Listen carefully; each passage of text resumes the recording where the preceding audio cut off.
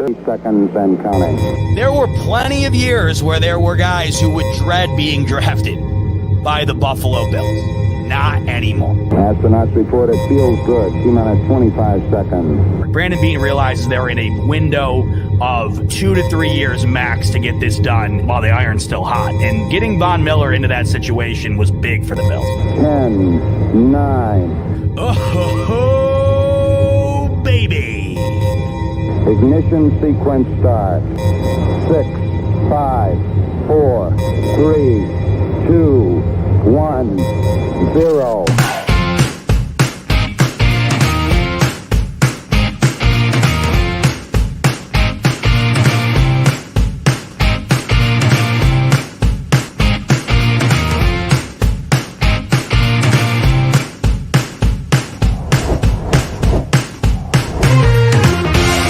Great interview, guys.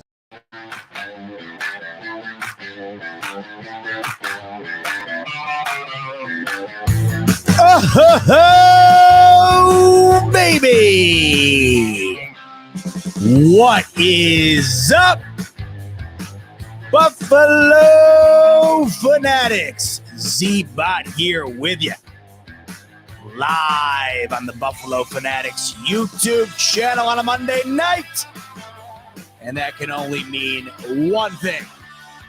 It is the smoke break. Good to have you in on this Monday night. I got the game on over here. How about these Florida freaking Panthers? They're going to win the whole damn thing. Good time to be a Miami sports fan, I suppose, outside of being a Dolphins fan.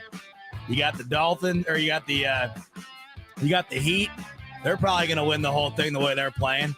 You got the Panthers, one game from not even making the playoffs. They're going to win the whole thing, it looks like. Must be nice. When it rains, it pours. We need to get a little bit of rain out in Buffalo one of these years. So, got a fun one tonight. And I've been looking forward to sharing this list with you because when we do this consensus list, and I'll get into it in a second, your full ballot doesn't make it out because it winds up it gets characterized down into one long list. So, whatever you had in whatever order doesn't necessarily wind up being the case. Actually, this year when we did it, it was a bit different than it even was. It was even more different than it was last year as far as the variables between who had chosen what and what have you. So I don't even know. I'm burying the lead here. I feel like a little bit. I don't know what I'm getting at as far as just coming out and talking about this list as if I haven't done the due diligence of laying down the map as to what I'm even talking about. I'll get there in a second. All over the place. By the way, apologies for not being in last week. Brutal week last week. Just brutal. And unfortunately, the smoke break, it kind of fell in the crosshairs of just an awful week. But we're back here this week as we round out May. June right around the corner. And I'm telling you what, man, it just lately, as you watch the NBA and the NHL season kind of come to its end here, it's really starting to pick up as far as like, all right, we're getting close. We're getting close. So this past weekend, good weekend. Dave Matthews Band, new album came out. And if you know me, that's like Christmas. That's like Christmas for me. That's like the Super Bowl of music. That's kind of like the opening day for the Bills, which is like the best day of the year for me. First Dave album, new one in like 5 years. So figured I'd show you how absolutely insane I am when it comes to this stuff, right? So they do this gimmick now where and I love to collect shit, as you can see. Just I've always have. So they got this gimmick now where they'll make a bunch of the album on vinyl, but they'll do like different exclusive vinyls. Just wanted to show you how much of a dumbass I am. I went and bought every single one that they have. So you got like, let's see, this one you have, this one's white, right? And then like this one pure black. And then they'll like designate it to like the most random stores too, like Barnes and Noble. They had an exclusive one. Target's got this like all red one. I mean, it's absolutely genius because you get dumbasses like me who will go and buy every single one of them, probably never even open it. Like this one is, or not that one. Where is it? This one's just pure white. Like, it's just insane. And I'm so thankful sometimes that like the Bills don't do stuff like this, because Dave's got, as far as like the collecting is concerned, as far as like the collectibles are concerned, I will buy anything. I will get suckered into literally anything. And it's nice that with the Bills, there really isn't a whole lot you get suckered in on. There's not a whole lot of like merch and stuff like that. I mean, yeah, there's the jerseys, and like every year you get the whatever, the draft hat or whatever. But it's like in the NBA and like in the MLB and stuff like that, they'll do all these different jerseys. Like if they did that, I know half of us would be broke. We would all buy that. Like if they did like a retro jersey once a month, like a city type jersey like the NBA does, would be broke. So there's part of me that's almost like happy at the lack of stuff that comes out for the Bills, because I know firsthand what I'm like when it comes to Dave Matthews. So when it comes to the Bills, like, it's nice to have a bit of a breather as far as just nonstop putting stuff in your face, because you know the tickets themselves are pricey enough. And if they put it out, I'll buy it. I mean, I got a Josh Allen. I got 3 boxes of cereal back here, just sitting there. All right, so this is what's on tap tonight. So if you didn't know, based on what the concept is tonight, so last week, or maybe it was 2 weeks ago now, I swear, like I said, last week was just brutal, but I'm pretty sure it was last week. We, by we, I mean me and a few other Bills content creators. We joined Joe Marino of Locked On Bills, and if you don't know Joe by now, I'm sure most of you do, but if you don't, one of the best in the business, just one of the smartest, most knowledgeable Bills fans out there, and he puts it all out on display for everybody to consume on a daily basis over at Locked On Bills. Check him out if you haven't before. A must listen. And so one of the shows that he's been doing now, it's almost becoming an annual tradition, which is awesome. This is my second year doing it. One of the shows he does this time of year, like right after the draft, he will do a list with a bunch of guys, including myself. And there was, trying to think how many of us were there. I think there might've been 10 of us, like me, Bruce Nolan, Greg Thompson, Cover One, Nate Geary from GR, handful of other guys. I think Marino was on there. Matt Marino was on there, and Ryan Talbot. So there was like 10 of us, I think. And we all, we all meet up on virtually, I guess. And then we hear from Joe, and he says, okay, so we're going to go through the entire roster, and we're going to pinpoint in order, based on what you think your order would be, the top 10 players on the Bills that are most important for the franchise and its future. Now, this is a tough thing to do, because a lot of times when you're thinking about the top 10 players, you're just talking about straight up talent, what they're delivering on a weekly basis. The mark of demarcation on this one is that you can't just include everybody, because you have to keep in mind that the future entails so much more than what goes on currently in the present based on the roster you have today. So you have to combine not only the skill set that you have in front of you currently, but what you think that skill set might develop into if they're a younger player, or if that skill set is going to be able to be maintained for the foreseeable future. And because of that, that's why that particular player is so important going forward. So that's what makes this really tough. And I know for me personally, there were several players that I left off the list that it just feels almost criminal leaving off a top 10 Bills list of any stature. The only reason they're not on that list is because when I think about the future, and this is what I talk about on here a lot, about these windows opening and closing. When I talk about the future, and then I kind of narrow down the players that I think will be most impactful towards the future of these Bills, it's an unfortunate reality check that I think I've run into multiple times over the last year or so, as far as looking down the way here for these Bills. This was one of those reality checks where you're leaving guys off and you're just like, man, like that's just an absolute bummer. I can't have this particular guy on this list because the odds of him being around long enough to impact this future is slim to none. And for that reason, I have to find someone else to plug in. So back to the whole nature of it. It's over on Joe's YouTube right now, his Locked On Build. It's also on his podcast channel and stuff. So after this is over, definitely go and give that a listen. What we do is we all submit our ballots. All 10 of us, I believe it was, submit our ballots to Joe. And then he condenses it down into a consensus top 10 based on where each of us had ranked a particular player. So, some guys, I think Josh Allen was number one on everybody's. That's a given. But then basically from there, it was a complete. It's very interesting to see the different thoughts from everybody. And that's why something like this is so cool because, typically you have the same guys. Some were different, which is also interesting. But it's also beyond knowing the majority of the guys that'll be on there. The interesting part is looking at somebody's opinion on what they think that particular player's importance is. Because there were guys that were way farther up on the list than I had personally. I had guys that were way farther back on the list than others had up towards the top.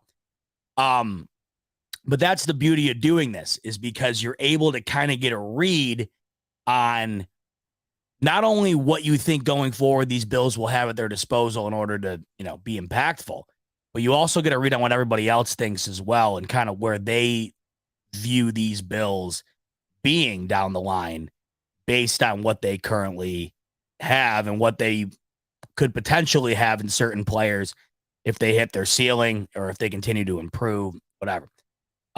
So that list came out and mine varied. I would say my list that I submitted and then comparing that to the consensus list, it varied pretty dramatically. And there was some players that, I think I was one of the only people, for instance, to have Osiris Torrance on my list. But I was also one of the only people to not have Von Miller on my list. And that's kind of back to the point I was just talking about, where it just feels so weird. But what I wanted to do tonight is kind of branch off of that project that I participated with Joe Marino and the guys on, because I love the idea and the concept. You really get a good look at what you see this team being. And you also get a really good look at what you're going to potentially be without not too far from now. And then how you feel guys currently in the mix trying to work their way up the ladder will be able to fill that gap to some extent. The guy that we all personally were given a player to summarize based off the consensus. Mine was Tre'Davious White. So if you go over and watch that, if you go over and watch the video on Joe's YouTube after this, that's the guy that I broke down. But everybody, after we do the consensus list, everybody submits a video where they explain one of the players, which is awesome. So the whole thing's great. And I wanted to follow up on that tonight by giving my personal top 10 consensus list that I had submitted, and then kind of going through each individual ranking. And from there, just kind of giving a little bit of an explanation as to why that person, or that player rather, is in that particular spot. And then also give my reasoning kind of behind why other players that most would feel would be on a top 10 list for the Bills did not make it on. And then the unfortunate thing too, I'm pulling it up right now, the consensus list where all the players are listed, because the unfortunate thing is a lot of guys, and I'm sure you're probably understanding, you'll immediately understand why when I get into it, but it's one of those unfortunate realities once again, where you and everybody else are completely under the impression that, the time is borrowed on a lot of these guys. So it just makes the current coming year and maybe the year after that just so much more important, because it's become essentially common knowledge at this point that there's certain guys that have been absolute cornerstones for this team that are just not going to be in the mix anymore. And when you narrow down this list, it is promising, especially if you look at guys that have potentially not, risen to the occasion yet, or are just coming out of the team, like Kincaid, for instance. It's interesting to see, if one door closes, which it's going to, who's going to be able to keep the new door open? Is this door for the Bills for a while now? I mean, it's been open. As we see, it's continuously every year getting a little closer to being, closed to some extent. These are the guys over the next handful of years that are going to be the most important towards not only, keeping this new look Bills alive as far as being towards the top of the AFC, the top of the NFL, and being one of the best teams in the entire league, where every year you go in and you assume they're going to be competing for a championship. These are the guys.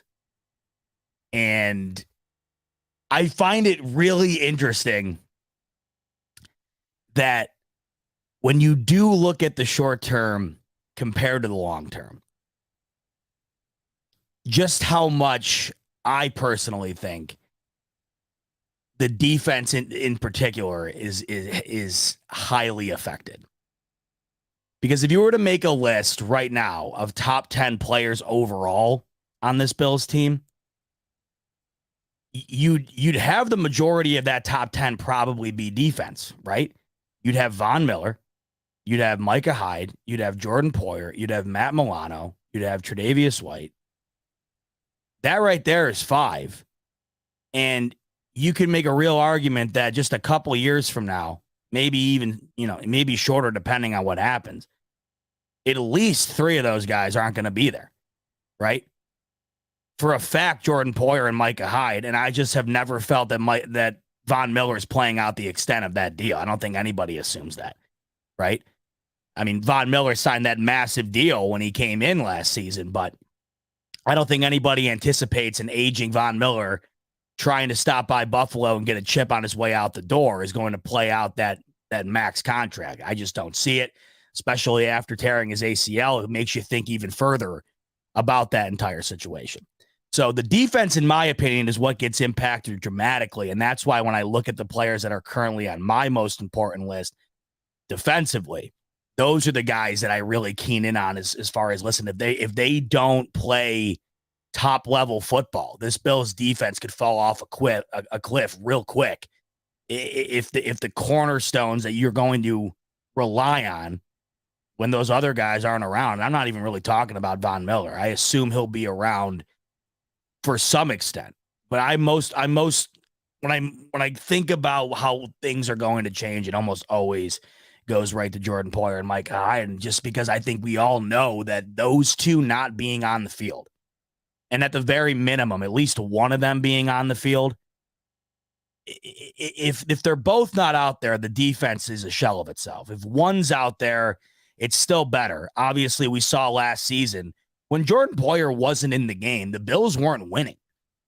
I mean, that was literally, there was a sample size in the middle of the season where it wasn't even that they weren't winning. It's just if they were playing on defense in a style that just did not seem nearly as competitive or as ferocious as it typically does, it was because Jordan Poyer wasn't out there. I remember specifically when going into the Baltimore Ravens game. I mean, I think it was the week prior Jordan Poyer had not played. I think the week prior might have been the Dolphins game. That was when like every single defender, starting defenseman for the Bills, was out on an injury. But he came back for the Ravens game and basically single-handedly won it for the Bills in the fourth quarter. He had that incredible interception on Lamar Jackson to kind of end the game. And I remember thinking back, if Jordan Poyer's not in that game, that's a loss. There were several games throughout the season that you could pinpoint in on where if Jordan Poyer's impact on the game wasn't felt, if he wasn't out there, it's a totally different ball game. So when those two are gone, or at least at the bare minimum one, it's going to be a real different looking defense. And you're going to have to rely on a lot of young talent as well as the now turned veteran talent. When you blink, Tre'Davious White is a stone cold veteran now, right? Matt Milano, veteran now. I still remember when I was doing this piece for Joe here, this list, and my guide to analyze was Tre'Davious White. It blew my mind that he has been on this team for as long as he has. This is his 7th season in the NFL. I mean, how is that even possible? That does not seem real. And I know it's because, he missed a year, and then last year, or he missed half the year, and then last year, he came back for only 6 games, and it just never quite seemed like he was fully himself. And you understood why. He kind of just rolled into those last 6 games, and it never quite felt like he was fully ready. So I think that's what makes it seem like it's been less time. But even so, the fact that he's been on this team for 7 years already is just extraordinary to me. And it's guys like that you're going to look at and be like, this is now going to be almost the entirety of the face of this defense when these guys end up hanging it up or moving on. So it gets interesting. The consensus top 10 list, I pulled it up right here. So this is what it boiled down to after all of us had submitted our ballots, and then Joe kind of crunched the numbers and put them in order. The order wound up coming out like this. So number 1, no secret. Number 1 was Josh Allen. Obviously, everybody had Josh Allen at 1. Stephon Diggs, number 2. Matt Milano, number 3. Deion Dawkins at 4. Greg Rousseau at 5. Von Miller at 6. Now that shocked me. That shocked me because I did not have Von Miller on my list at all. So that just goes to show you how different some of these lists can be. And that's what makes it real fun to see the results. Tre'Davious White was 7th. Dalton Kincaid was 8th. And that's another thing that, is very interesting because a guy who hasn't even played an NFL snap yet, right, is already firmly cemented into this list of guys that are going to be the team, right? They're going to be the faces, the cornerstones of the Buffalo Bills for the foreseeable future. And then Spencer Brown was at 9, and Kyer Elam rounded out the list at 10. So, you hear that list, and it's a lot of potential, and it's also a lot of guys I think that currently, you hear Spencer Brown, you hear Kyer Elam, potentially you hear Greg Rousseau, and you're thinking, man, if that is what we have to rely upon they're really going to have to emerge into, what other way to put it, the better players, right? Or more impactful. A guy like Kyer Elam, who you couldn't even remember when he was on the field last season. Spencer Brown, very inconsistent. And then Greg Rousseau, I think he probably had one of the better years that he's had in his early career last year. But even so, I don't think Greg Rousseau has hit the ceiling in which Brandon Beane anticipated he would when he drafted him. There's still, I think, a sizable amount of more expectation on a guy like Greg Rousseau. And you wonder if the best he's going to be is what we've already seen, or if there's still more to come. But these are guys that currently, if you looked at them and their impact right now, they get overshadowed by a lot of other guys. But moving down the pipeline, there's not going to be anybody to overshadow those guys. They're going to be in the spotlight. And that's where it gets interesting. Thinking about a team like the Buffalo Bills, who are solely relying on defense, on Kyer Elam, who, we pretty much know nothing about Kyer Elam as it stands right now, right? The offensive line being heavily reliant on Spencer Brown, where we don't know if that's feasible, right? You look at this list, that the consensus list as it stands currently, there was only 2 offensive linemen on that list. Now, interestingly enough, I took a different approach when it came to the offensive line, and I I went for what I thought would be the potential to be the most impactful. The potential, because that's what it's all about to me. When I'm thinking about the future here, I already know what I got right now. Now, whether they're going to be able to live up to what we expect of them, that's a whole other thing. I mean, the expectation, of course, right now is Super Bowl, and we all know how difficult it is to get there, but that's the expectation. I'm not entirely sure if the expectation will be that when this team is in a transition. I don't know how soon it's going to be. There's going to come a point, though, where this team will be transitioning out of this loaded up roster that they currently have into having to downsize it a bit and then trying to find other guys to fill those gaps. And I think even last season, a perfect example of this, because the Chiefs are about a year ahead of the Bills as far as how this whole operation is run, because Patrick Mahomes was drafted a year prior. So they're a really good measuring stick, in my opinion, as far as looking at a team that's right on par with Buffalo, of course. And ultimately, it's the team that Buffalo wants to. I mean, I think they're on par with them to some extent. They're not on par as far as the success is concerned. I think as far as talent and lining up out on the football field head to head, I think they're on par.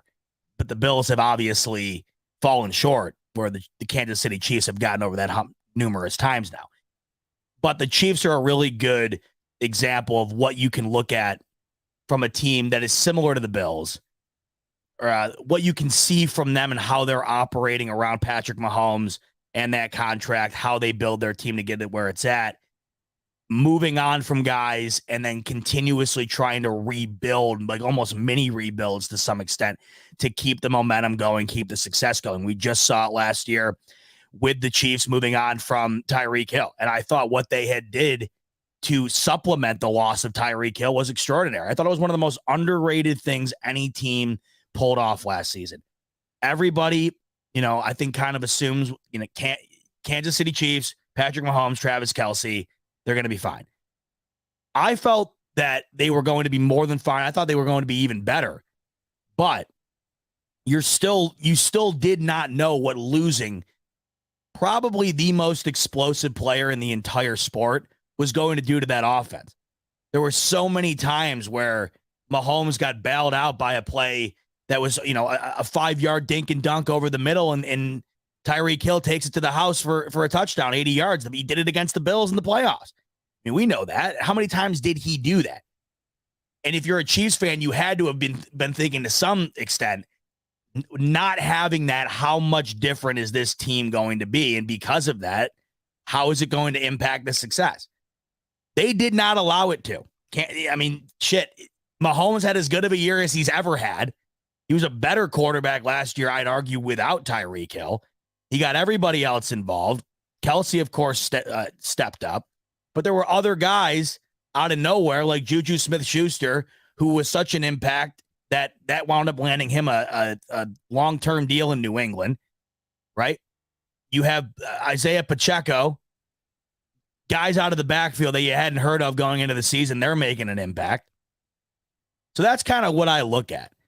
And what I look at for the Bills is how are they going to be able to sort of do the same, kind of shuffle the deck every couple of years or so when necessary. How are they going to do that while also kind of making it seem like those cards are, even though they've changed, they're not necessarily all that different? I think the Chiefs are a great example. What you got to hope is that the Bills continuously are able to do that. And that's not, it's not easy. It is not easy at all. And that's why coming down and breaking down this list, that to me, this whole experiment in itself is kind of tough, because you're putting guys on the list that you really have no clue if they're going to be important. It's almost, some of these guys on the list, of course, they're going to be the most relied upon guys for these Buffalo Bills in the future. But some of the other guys on this list, they're strictly on this list just because of my desire for them to be an impact on this team. Because it's not even necessarily like they're going to be. It's more so my, please, for the love of God, pan out type mentality that has them on this list. Because I wonder if a guy like Kincaid doesn't pan out, right? It doesn't happen. If Kyer Elam, that doesn't happen, right? What then happens to the Bills? So it's essentially, it's almost like you're making a list outside of the core guys. You're making a list where you're just like, please, for the love of God, I hope it hits. So once again, the top 10 list that was the consensus was Josh Allen, Stephon Diggs, Matt Milano, Deion Dawkins, Greg Rousseau, Von Miller, Trey White, Dalton Kincaid, Spencer Brown, and Kaiir Elam. So now we're going to go through my list. We're going to start at 10, and we're going to go up to 1. And I'm going to give my little opinion on each individual ranking, why I had them where I did, and ultimately what led me to choose these 10 guys. Now, before I even get into who I chose, it's probably even better to come right out and say who I left off, because there are guys that I strictly left off because I just don't think they'll be around. There also are other guys that I felt probably deserve to be on the list, but I don't necessarily know if it's at a position that is going to be potentially as relied upon and therefore maybe not as impactful. So Micah Hyde, Jordan Poyer, not on the list. And I don't see how you could really have them on a list like this. And when I look back over at what we had done on the consensus list, Jordan Poyer had come in ranked 17th. Micah Hyde ranked 14th. So they weren't even necessarily close to being in the consensus top 10 list, much less mine. Jordan Poyer, I mean, barely cracking the top 20. And it once again just goes to show you that everybody now, for the most part, is just under the impression those two guys are just not going to be here not too long from now. And I've said before, I think we're lucky to have Jordan Poyer on this team this year, much less any year beyond that. I think we are lucky to have him back this year. I was pretty much fully in terms with the fact that he wouldn't be a Buffalo Bill this year. So the fact that he is, I think, is more than I would have imagined going into this offseason. But beyond that, we just have no clue. And I would imagine it's not much more beyond that. Micah Hyde, same deal. So those two were not on my list. Now, Von Miller was ranked 6 on this consensus list. I did not have Von Miller on mine. I am concerned about the injury, for one. I am concerned about what that's going to look like returning off that ACL injury at this stage in his career. It's an absolute worry of mine. I think he will 100% come back and be an impact. It's Von Miller. It's a first ballot Hall of Fame edge rusher. One of the best to ever do it. He's going to be an impact. And even if he's not necessarily the greatest player in the world off this injury, his presence alone on that line, we all know how much that matters and how much that is able to get the most out of the rest of the guys lined up with him. But you pair the injury with the fact that he was already close to retirement. And now you step back and you wonder if the Bills don't, I think it all kind of hinges on the success of the team overall as well. Depending on what happens, you have now coming off of an ACL injury on the brink of retirement as is. He came to the Bills to win a Super Bowl. And if that doesn't happen this year, and it didn't happen last year, how much longer is Von Miller hanging on to the Bills in order to try to get that ring before the exit? I just personally think that the injury had to have accelerated the desire to retire earlier than maybe he would have beforehand.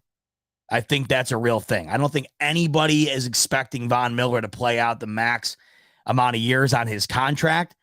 And because of that, I look at Von Miller as somebody that I absolutely love having on this team. And I can't wait to have back, because I think it was like blue balls. It was total blue balls with Von Miller last year. You saw the impact that he was having. And of course, down the stretch, right when we were going to need him the most, essentially what he was brought on the team for, right? To be a presence on every quarterback these Bills face in the postseason was not there. That was why Von Miller was signed. right? They couldn't get to Patrick Mahomes in the playoffs, so they go out and get a guy who can, and he wasn't around for it. And it was just it was the worst timing. It just felt like the worst timing. And that's just kind of how everything felt last year with these Bills, right? Everything that could have went wrong as far as just, kind of just shit, right? Shit that just is shitty. That sucks. Happened, right? So Von Miller, he was close on my list. I had him at like 11 or 12. But the reason he didn't crack my top 10 is just because I am not entirely sure how much longer he'll be on this team for. And I'm not entirely sure if he will be around long enough to be considered a player that would be worthy of the most important towards the future. Von Miller, to me, is a now play. That's why they went and got him. Von Miller right now is on this team to capitalize on what they currently are. I think beyond him teaching guys like Greg Rousseau how to be better at their craft, I don't know how much more impact Von Miller has beyond this current window of the Bills.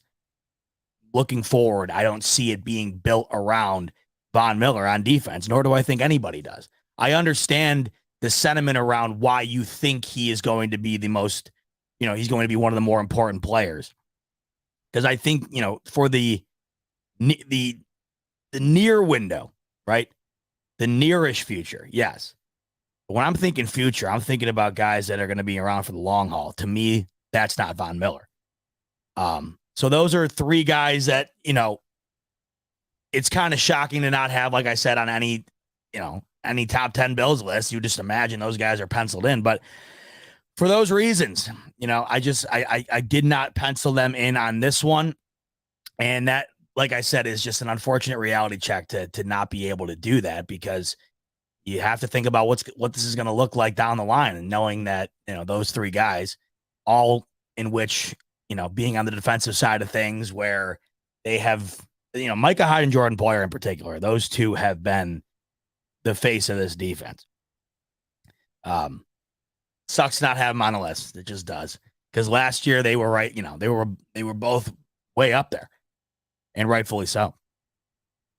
So those three guys were not on my list. One guy that I also left off that I felt was deserving, but I did knock him just because of the position. And I understand, this is the other thing too that sucks, because it was kind of like a double-edged sword, where I don't want to devalue the kicking position, but I also don't want to replace what I feel to be maybe a more vital position with the kicking position. It kind of makes no sense, because either way, the intention is not to devalue the kicking, because having a great field goal kicker is crucial. You can single-handedly lose games by having an inadequate kicker. So Tyler Bass was right on the fringe for me, right on the fringe. I personally think when you think about the future, a guy like Tyler Bass who just signed a new deal, yes, he is definitely a major impact on the future. I admittedly just docked him because it's the kicking position.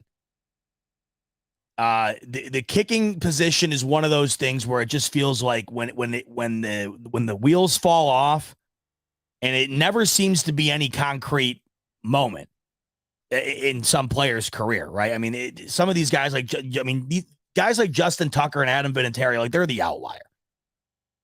They're the outliers. They're the exception, not the rule.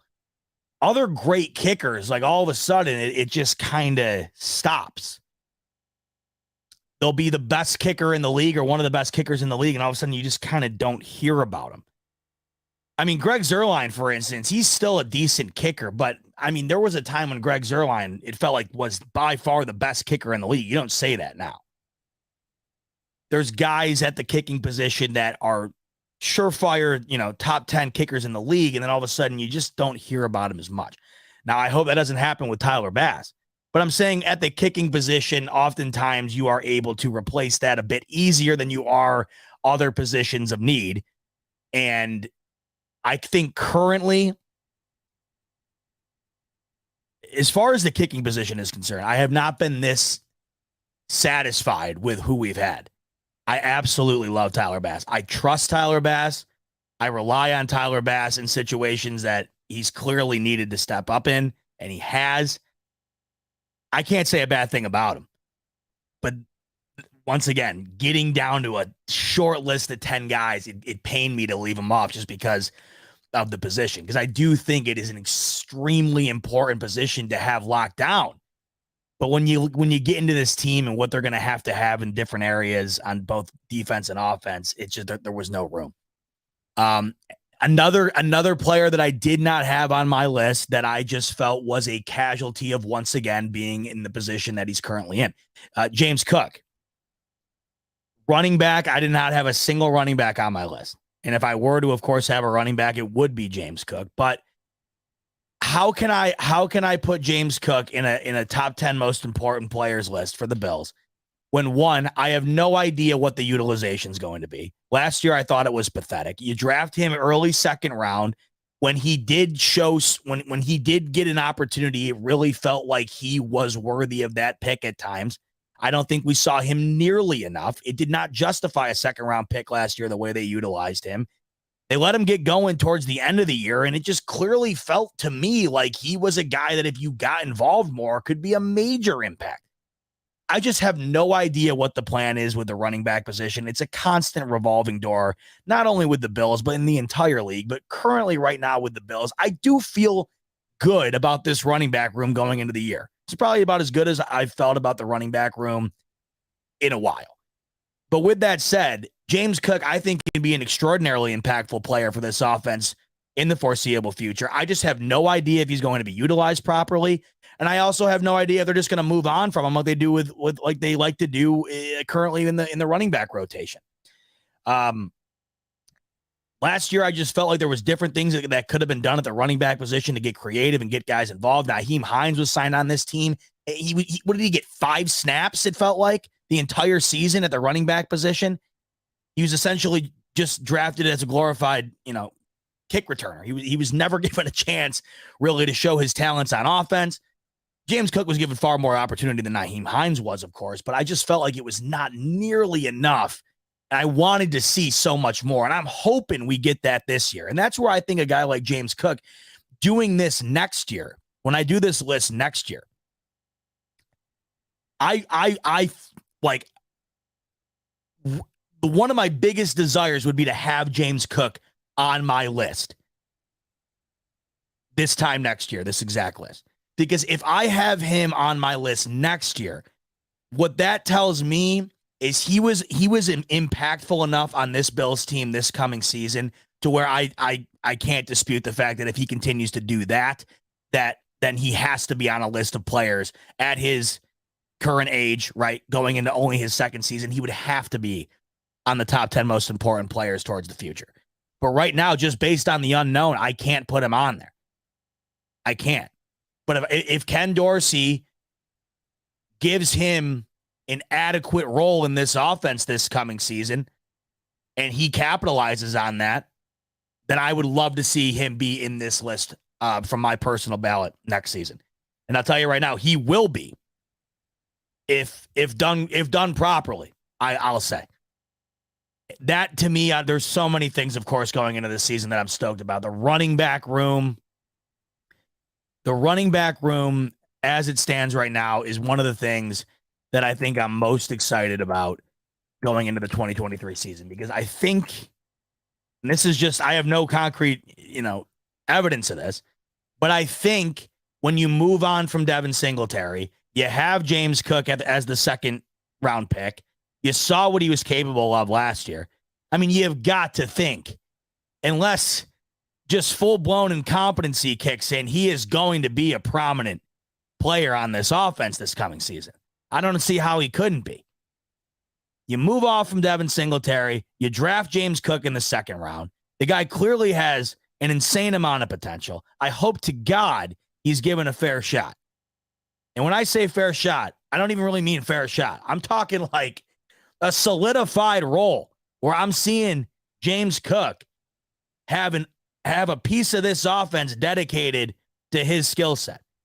And when you look at the addition of Damian Harris, who is bringing a style of running to this team that they have not probably had since Fred Jackson, that is very interesting to me. I get two different types of running backs at two different stages of their careers, and that's why I think what that can bring, the bruiser mentality, the run you over, short goal line, get that yard type guy that Damian Harris is, a finesse, real agile, incredibly shifty, quick, and great getting the ball out of the backfield, and James Cook. Those two in unison, and then how they're used this year, I'm very excited about that. So I'll say before breaking down my list here, the one guy I hope I have in my list next year is James Cook. All right, so let's start at number 10 on my list as we move off of the players I did not have on my list. Number 10, Kaiir Elam. Now, this to me boils down to a couple factors.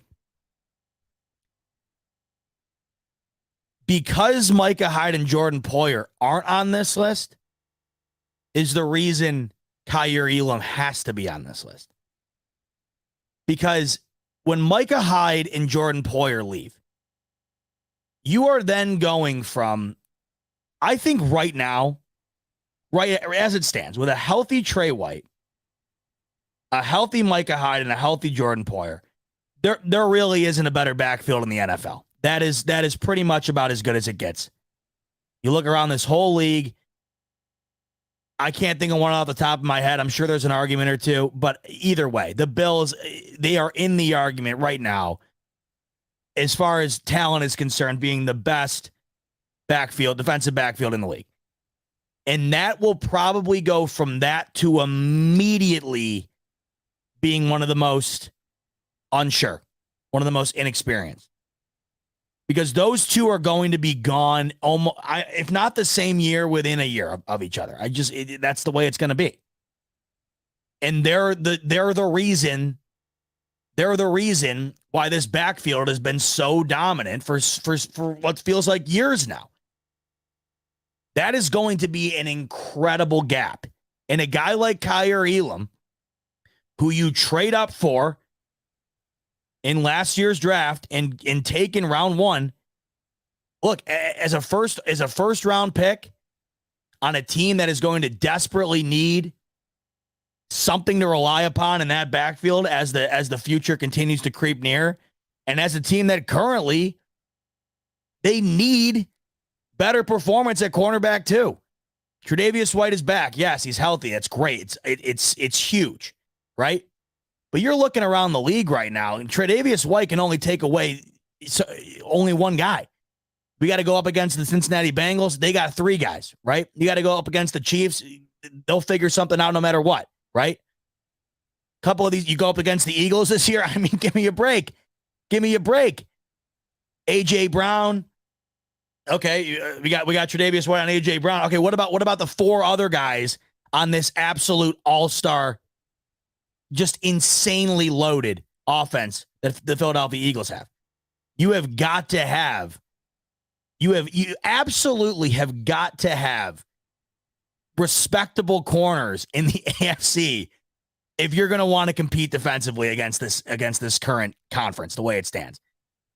Almost every single one of these teams right now, as far as weaponry is concerned, are absolutely loaded, just stacked. And even teams that you might not think, as far as the names are concerned, are loaded.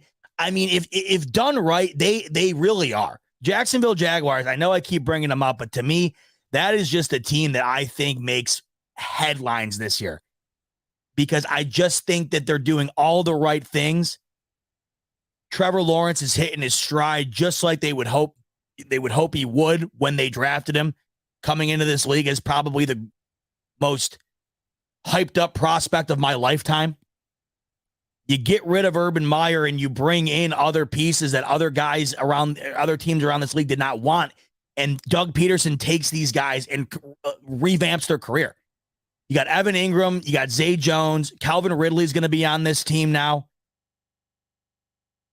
So it's even teams that you don't necessarily think of in the realm of the Chiefs and the Eagles and the Bengals, right? That we have to play.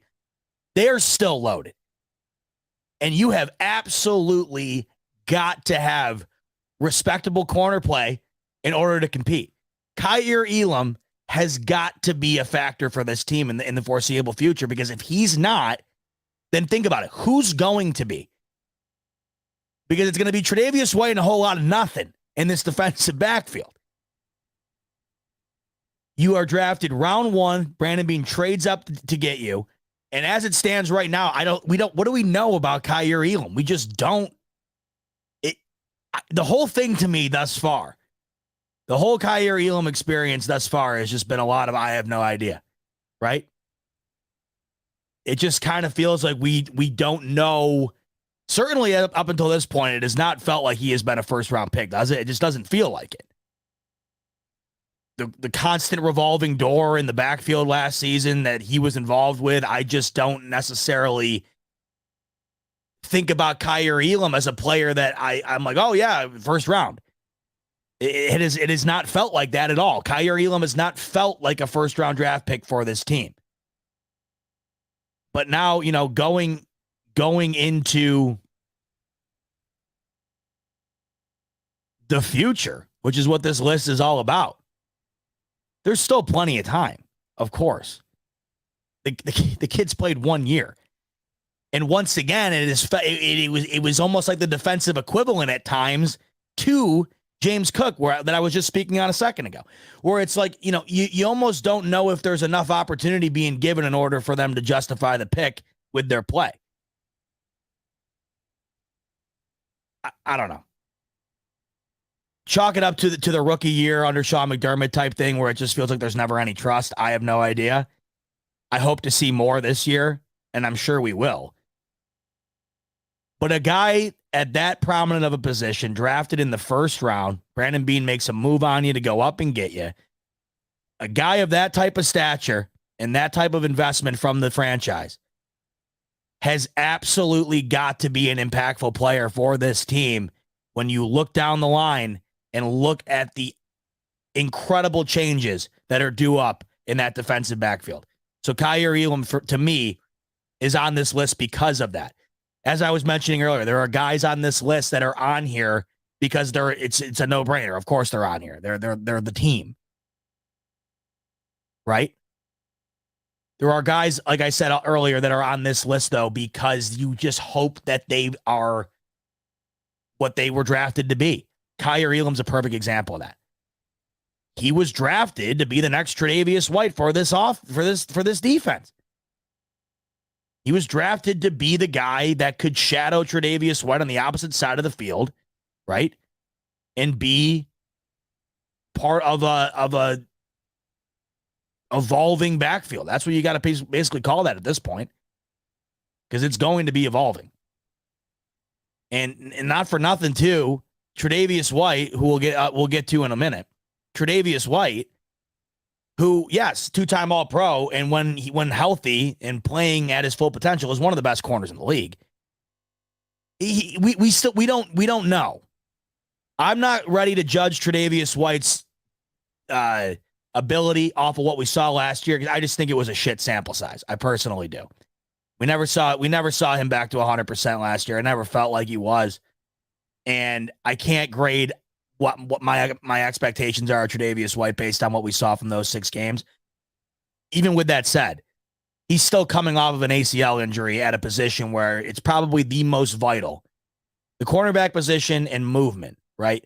Your ability to move is vital in any position in the NFL, but it might be the most vital at the corner position, because you have got to be able to move in every direction at any given second in order to trail your wide receiver. And of course, now with these wide receivers that the Bills are facing in the AFC, it's just better and better and better. We don't know if Tre'Davious White's going to get back to that all-pro form. We just don't know. ACL, just a brutal injury that affects, players completely differently. We've seen that. But we just don't know how that's going to be how the long-term effect of that is going to be for Tre'Davious White. So you factor that in too. you think about it. You factor that in, and the three players that are the reason that your defensive backfield is currently the best in the league potentially. Three of those players all got some sort of asterisk on them right now, right? Micah Hyde and Jordan Poyer, the asterisks being they're not going to be here. And the asterisk on Tre'Davious White is we don't know if he's going to be able to get back to all pro form off of this injury. So for all those reasons, Kyer Elam it's not like, oh, he's going to be an impact. I don't know that. All I know is he has to be. He has to be, because if he's not, then I don't love the idea of whatever that's going to look like defensively in the backfield in the near future. I don't even want to think about it. He's got to be something. And I'm not saying he's got to be the next Revis, right? I'm not saying that. But he's got to be a guy that you can say, as far as the defensive backfield is concerned for the Buffalo Bills, they are solid with Kyer Elam out there. That's all I want. At the very minimum, as we grow here. You can't say that right now. So hopefully, once again, like James Cook almost to some extent, hopefully this time next year, Kyer Elam's even farther up on that list. You hope.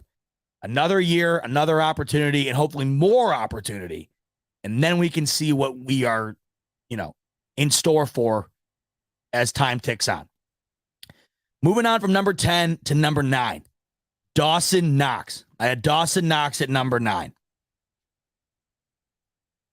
Now this is where it gets a little interesting, because he is 4 spots below where I have Dalton Kincaid. That's how much value I put into potential on a list like this. Because the potential is absolutely everything when it comes to future success for any team at any given time. Every time you make a draft pick, right? When the Bills took Josh Allen, it was all about the potential. They knew what it could be potentially, as far as going the other direction that it's been, that everybody was saying it was going to be, right? But they also knew the potential could be what it has been, and that is Josh Allen being a top 3 quarterback in the NFL. The whole thing is predicated on potential. That's why the draft's so interesting and it's so fun. And that's why everybody gets so stoked up about it when your team sucks. And that's why we loved it, or I know I did at least, when the Bills were terrible.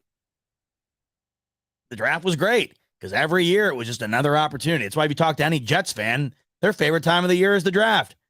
They don't give a shit about the season. They can't wait for that to end so they can get another chance at the potential, right? Dawson Knox, I don't know. The potential, that's not relevant. With Kincaid, that's why I have him further up the list. We'll get to him in a minute. I think what we've seen from Dawson Knox is what we're going to get from Dawson Knox. And I think it's been damn good, right? I think what Dawson Knox has been for this team has been damn good. I think when we first saw Dawson Knox make his debut for the team, and he kind of had an issue with drops right out of the gate. I don't think we would have really anticipated Dawson Knox to have evolved from a guy that just felt like he really couldn't catch the ball consistently. He would then go on to develop into, over the last couple of seasons, a guy that has been an absolute top asset for this offense. And really, it felt like last year, probably the top alternate option for Josh Allen outside of Stephon Diggs. And there's a reason that he earned an additional contract where the money coming to him is up towards the top end of the tight end list. Dawson Knox has been an incredible asset for this team, and I think way more than the Bills would have anticipated when he first started out. You look at the last couple of seasons, and it's consistency that I love.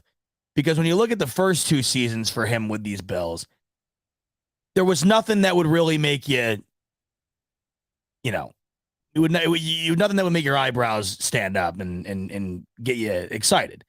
It's pretty elementary. But the last 2 seasons have been almost identical as far as numbers are concerned, and they're great numbers.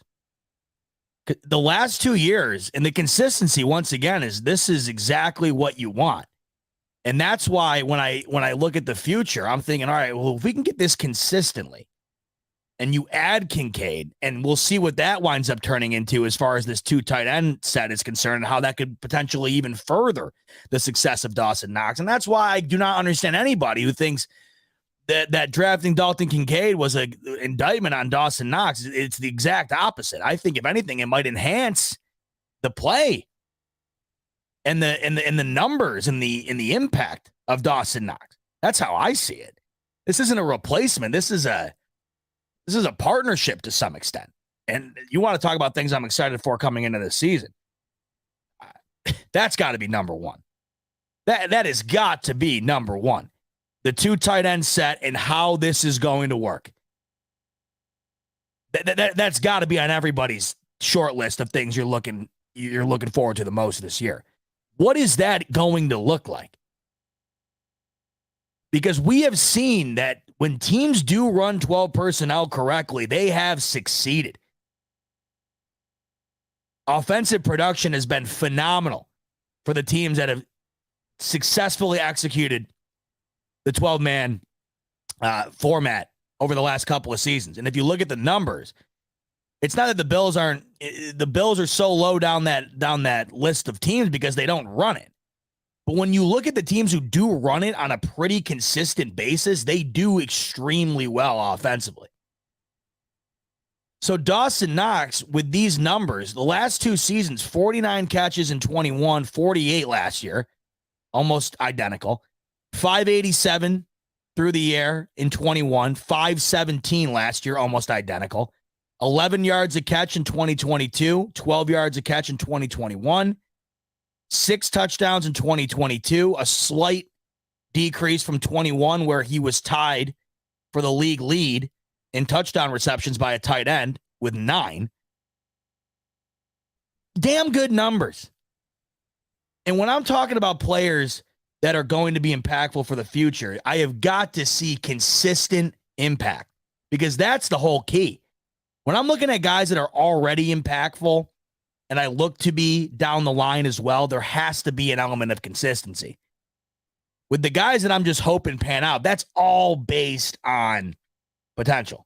But the guys that are currently the most relied upon, if they're going to be down the line as well, it's all going to be about consistency. And what I've loved out of Dawson Knox is after 2 initial years where there were a lot of people, and I think at one point or another, there was a time where I was in the realm of people that was kind of out on Dawson Knox after the first couple of seasons. But he completely has flipped the script, in my opinion. Over these last 2 years, he has truly been towards the top end of the tight end list, outside of the juggernaut first ballot Hall of Famers, because there's a difference. The tight end position is very unique that way, I think, where it's just not created equal. You have got a realm of players in Travis Kelce and George Kittle back when Gronk, right before Gronk retired. There was the tight end position has this small core of guys that are just leaps and bounds better than the rest of the league. I mean, they are walking Hall of Famers as it stands right now. Already some of them. I mean, Travis Kelce might be the best of all time, truly. And in my lifetime alone, I have seen probably some of the best tight ends that'll ever play. You can have the debate. I mean, in my opinion, it's got to be Gronk or Kelce, but I've just never seen a guy like Travis Kelce just be so he is undefendable. He is undefendable. Nobody in the entire league has figured out a way to cover Travis Kelce in the red zone. Nobody, not a soul. That guy is open without a soul within 10 yards of him in the red zone every game. I've never seen anything like it. And a lot of it has to do with the mastermind crafting of play calling by Andy Reid. But guess what? They're in conjunction of one another, and he benefits from the fruits of that labor. So I don't lump all the tight ends with those guys, because to me, it's just a different realm. If we're talking about just solid top end tight ends, though, Dawson Knox is right up there. Right up there. And I think with this consistency that we can expect based on what we've seen the last couple of seasons, Dawson Knox 100% a player that you look at to be one of the more important for this team in the future. Now, number 8 gets interesting. And I know I probably have him a little high, but this is where, once again, I might put more value on potential than maybe others. And I also put a lot of value on potential in positional groups that absolutely need the potential to pan out into the ceiling. And that's why I have O'Cyrus Torrence at number 8 on my list. Now, O'Cyrus Torrence did not make the consensus list, and I was one of only 3 people in the list, in the making of the list, to put him on it. I was personally shocked that there weren't more guys that had him on the list. I was honestly kind of stunned by that, because I think that, and you can see it. I actually did a piece with Joe. I did a piece on O'Cyrus Torrence for the show. We each had 2 different topics to talk about. One of mine was Tre'Davious White. The other is O'Cyrus Torrence, and I mentioned it there when you go and watch this. When you go and watch that afterwards, if you haven't already. This list, O'Cyrus Torrence is handcrafted for this list. He is the definition of a guy you have on this list. You quite clearly need an upgrade at an offensive line. I mean, it is like one of the most obvious aspects of this team currently. The offensive line has got to be better. And they've said it every other way they could possibly say it. Brandon Beane, Sean McDermott, how many times have they said it? No, they don't come right out and say, hey, the line's average at best and it's killing us. But they're saying, Josh Allen needs to be protected. Josh Allen needs to be protected, right? So in this past draft, you got potentially the best guard in the entire draft.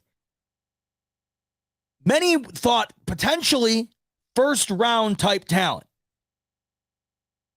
And based on a lot of the pollings and the rankings and the analytics off of the scouting combine and whatnot, first or second best guard in this entire draft.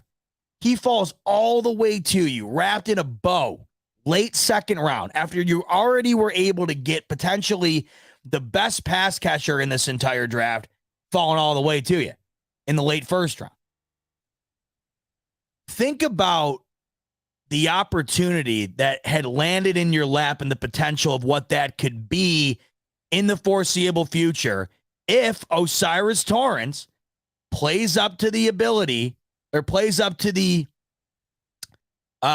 stature, I guess you could say, of being touted as the best guard in this draft. You take a flyer on a guy in the second round, and it's not like you're just trying to scratch off a lottery ticket here on a guy that might have some potential. You're scratching a lottery ticket off here on a guy that was pretty much the undisputed number 1 guard in this draft. And you come into an offensive line that currently is just, there's not a whole lot to rely upon there, if really anything.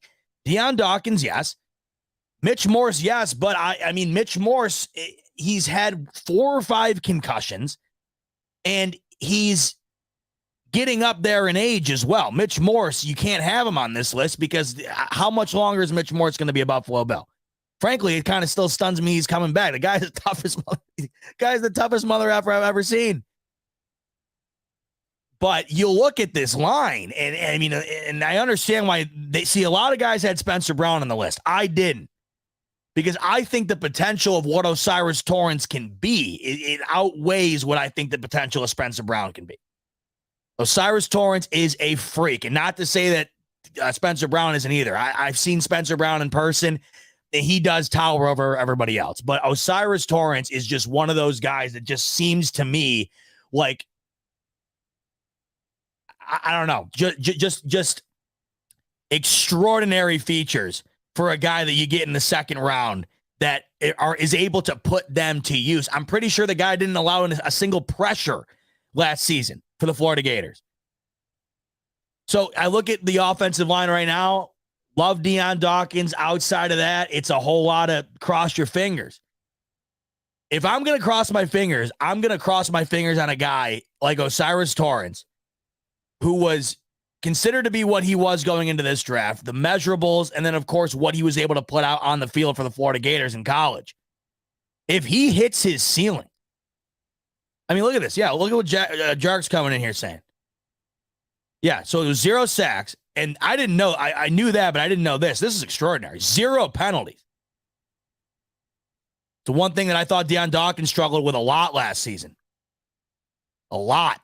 Felt like Deion Dawkins had more penalties last year than he had in his whole career combined. That's a huge factor for an offensive lineman. Huge. It's got to be one of the more underrated aspects, right? Think about it.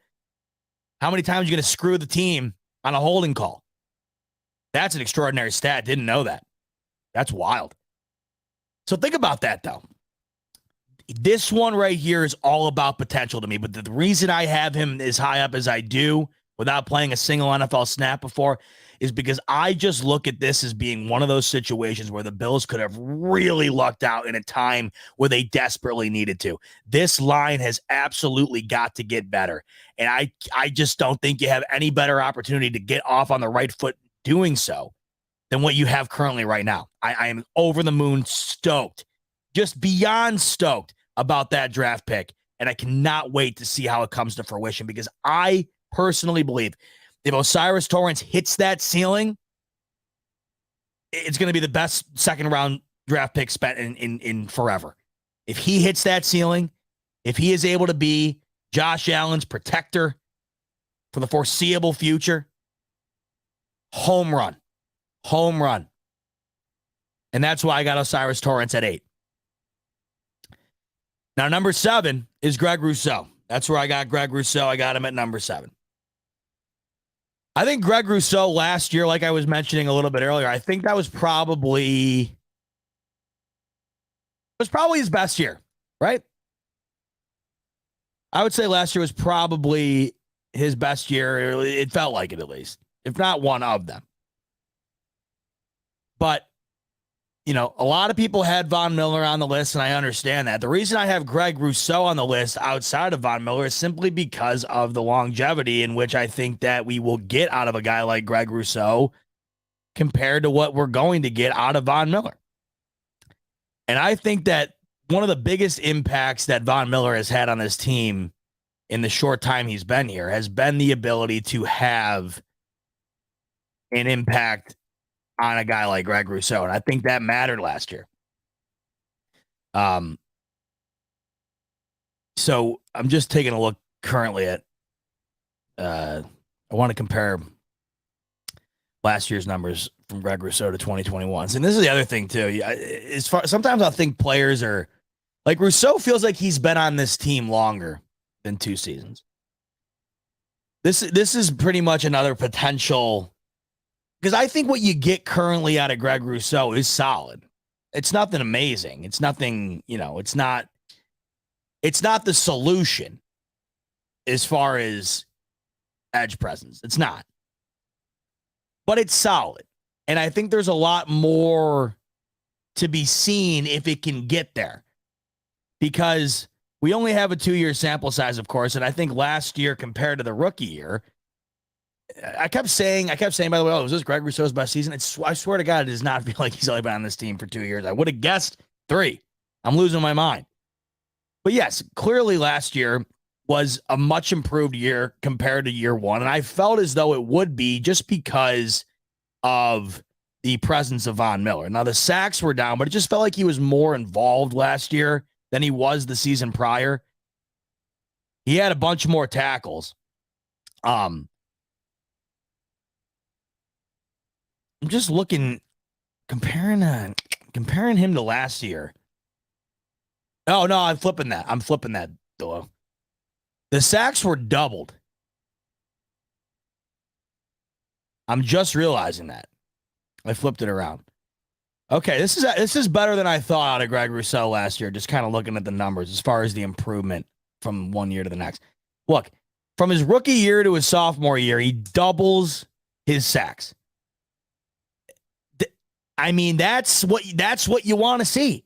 If we're talking about when I'm talking about potential, right? I'm talking about the future of the team and players that are going to be a part of it. The guys with the potential, right? It's got to be this. It's got to almost be like a curve. It's not going to be immediate. When I was just talking about Osiris Torrance, I don't imagine this coming season he comes out there and he's the greatest offensive lineman to ever put on a helmet. But I want to see the gradual progression. This is a perfect example. If you are able to double your sacks from your rookie season into your next, and you're kind of able to continuously keep that curve growing, well, then all of a sudden, by the time you hit for year 4 or 5 on that curve, you're kicking ass. I think Von Miller being back with Rousseau's presence alongside of him is going to be beneficial for him, and we know it was last year. But if we get another year of that, maybe even, the more I think we get of that, the better I think it serves Greg Rousseau. I just think that he's a better player with a guy like Von Miller out on the field because Greg Rousseau, as it stands currently, like I was just saying, he's not the guy you're going to rely on to be your sole edge presence. He's just not the guy he is right now. Maybe he will be. You hope he could develop into that, but that's not what it is right now. But when he's not relied upon to be that top guy, I think that's where you see him shine. And we saw him do that a season ago. I think you can make the exact same argument for Gabriel Davis on the offensive side of the ball. When Gabe Davis is not relied on as the wide receiver 2, but he's relied on as an asset amongst a core of guys that can also be relied on, I think that's when you get the best Gabe Davis. That's why I think this addition of Dalton Kincaid allows not only the benefit of potentially even better play from Dawson Knox, like I was speaking on earlier.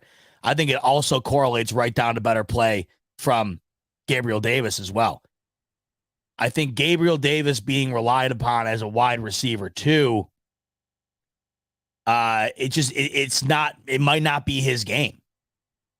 But if he is a solid option in a rotation of guys, we see how much of an impact he can be. This is kind of a similar example on the defensive side of things. When you're relying on Greg Rousseau, it's just not necessarily meeting expectation. But when you got other guys that make him better, right, out on that field, then you definitely see the impact. I guess I didn't realize, by the way, I'm just, once again, a pretty awesome stat line to see that Greg Rousseau had doubled his sacks last season. I feel like I had to have known that at some point, but must have slipped my mind because I'm just seeing this now again, and it's really standing out to me. Like I said, when talking about the future, it's all about this gradual curve upward. And, during that time, there's going to be plateaus. There's probably going to be even spikes down. But as long as the entire year in itself, for the most part, has somewhat of an upward curve, it compounds. You're going to see that pan out when it gets to the point when they're going to be guys that are solely relied on or relied on much more than they currently are right now.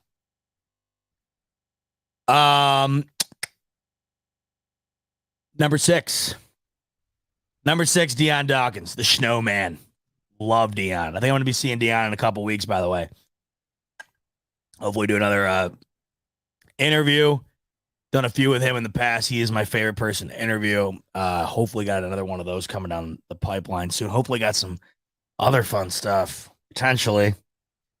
But likely, we'll see, though. We'll see. Got some fun stuff coming down the pipeline in a couple weeks from now. I'm very excited about. And I think part of that will be my man Deion, who I got at number 6 on my list. And Deion was number 4 on the consensus list. The reason I got Deion on my list is because he is currently the best offensive lineman on this team. And I frankly don't know how much, I just don't currently know the argument to be made as far as how close it really is. I think Deion Dawkins not only has been an extraordinary offensive lineman for this team since he was drafted, but I also think he's been one of the best personalities that this team has had in a very long time. That stuff matters to me. The face of the franchise, the way it's represented, of course, you hear me talk about that all the time. I mean, Deion Dawkins is like the prime example of that. He is just the best. He represents this team so well. He embodies the culture of Buffalo and their fans and all of that just so well. And truly, I think he's one of my favorite Buffalo Bills of all time, Deion Dawkins. He truly is. I absolutely love everything about him. I thought last season, it just felt a bit, it felt a bit rough compared to others. Like I said earlier, it felt as though he had more penalties than I can ever remember him having last season. But this is a guy that has now been on this team. I'm double checking. Yeah, he's going into his 1, 2, 3, 4, 5. Yeah, he's going into it. Man, that's another guy. God, that's insane. I don't know why I lose track of the years like this, but damn, Deion's going into his 7th season. How is that even possible? Why does that not seem like real? Whatever. This is a guy, though, over seven seasons, has just, I think, gotten better and better and better. I know last season it didn't necessarily feel like it was a step up. I don't know how much of a step down it was. He has been tremendously reliable, I think. And in an offensive line where it's just been a lot of I think Deion Dawkins for the last handful of years has really felt like the shining spot on an otherwise not so glamorous offensive line. And I think what we've seen out of him is a guy that you have not only essentially built around since Josh Allen has been a part of this team, because Deion was drafted the year prior to Josh Allen. So this is a guy that has been protecting Josh Allen his entire career and vice versa. Josh Allen's been right behind him, and it's been completely, what's the word? I just go back to reliable. Deion Dawkins is just one of those guys I do rely on to be one of those guys that I know is going to be putting his best foot forward on an offensive line that they absolutely need to give all 110% full pedal to the metal type gas effort in order to compete, because they just can't rely on talent. It's just not there currently. But I think with Deion Dawkins, you get a mix of not only great talent, but you get a guy who loves the game, loves his team, loves to win, and will do anything to win. To me, man, he's just an all-around. It's just, I don't know. All around, I think he just checks every box. And moving forward, I just see Deion Dawkins being that type of guy like that you can continue to rely upon like we have. And you hope that as you add guys around him, it can get even better for Deion, where, as he gets older, he doesn't necessarily have to be the guy that is the only star type player on the offensive line. That's why I'm really hoping to God O'Cyrus Torrence pans out. Because you get those two together playing at top notch level. I want to see it, right? All right. We're moving into the top 5. And kicking off the top 5 at number 5 is the newest Buffalo Bill, a player that has not taken an NFL snap yet. Dalton Kincaid, number 5. Putting all my potential chips into almost one basket here on Dalton Kincaid. I know I sprinkled some on O'Cyrus Torrence at number 8, but I already got Dalton Kincaid at top 5 as far as importance to the future of this franchise. So for starters, this is the first offensive player you've taken in the first round since Josh Allen. To me, that means something. To me, that matters. This is a guy over the last over half decade here to be the first offensive player added to this team in the first round. The guy that has been, I don't know, I mean, maybe worthy is the word. This is a guy that Brandon Beane found to be the only offensive player over the last X amount of years to be worthy of a first round pick. we have got to understand how important it is for a guy like Dalton Kincaid to be successful for this team. The offense currently, as it stands, as far as weapons are concerned, it's just not, to me, it's overrated. It is right now. I think that Josh Allen has overshadowed a lot of the inadequacies of this team as far as what the personnel looks like currently on offense. I look around the rest of the AFC, and as far as personnel is concerned, there are several other teams, in my opinion, that are on par with the Bills, if not better. And it's going to be a tough battle to getting beyond what it currently is at this moment. Because outside of Stephon Diggs, who you wonder, right? You just wonder, how long do you have elite level Stephon Diggs left for? Because besides that, you just realize that Gabe Davis is not a surefire, solid wide receiver too. He's just not. I mean, maybe he develops into one out of nowhere this year. Who knows? Maybe last year was an off year. I don't know. But what we saw last year, it was not what we had hoped, right? Cole Beasley being gone was massive, massive. Outside of Stephon Diggs, and I think this is just a horse that has been beaten time and time again at this point. It is a whole lot of not much. Dalton Kincaid has got to be the guy, and the plan here is for him to be the guy to come in and change the narrative on that. He is going to be the guy that is going to be the cornerstone of the offensive weaponry unit of this Buffalo Bills team moving into the future. And if he's as good as what many people think he can be, people saying that he might have had the best hands in the entire draft, potentially the best pass catcher in the entire draft, pretty much seemed to be the undisputed best tight end in the draft. I am so over the moon excited about this pick and what it could mean for the future of this team. Because if you look at what it is currently, the future of this Buffalo Bills team desperately needs additions on the offensive side of the ball around Josh Allen in order for them to continuously be successful year in and year out. Because if all of a sudden Stephon Diggs was no longer a Buffalo Bill, that's why I don't understand why the Bills' offense gets touted as elite as it is when talking about who they have. It's elite based on their production. But based on who they have, it is not one of those star-studded lines. And you know that to be true because if Stephon Diggs hung it up tomorrow, there wouldn't be a household name other than Josh Allen on that offense. There wouldn't be. Dalton Kincaid, if he winds up becoming a top end, like the tight ends I was talking about earlier, the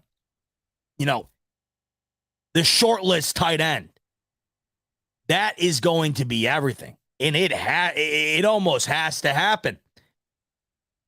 It almost has to happen to some extent. He has got to be pressed up against one of the better tight ends in the league over the next couple of seasons in order for, I think, this offense to keep up with the curve that we are seeing right now with this offensive explosion in the AFC.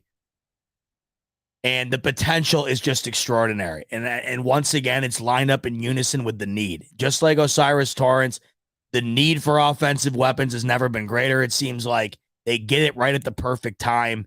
And the potential, if it hits the ceiling, could be the ultimate X factor and the ultimate solution.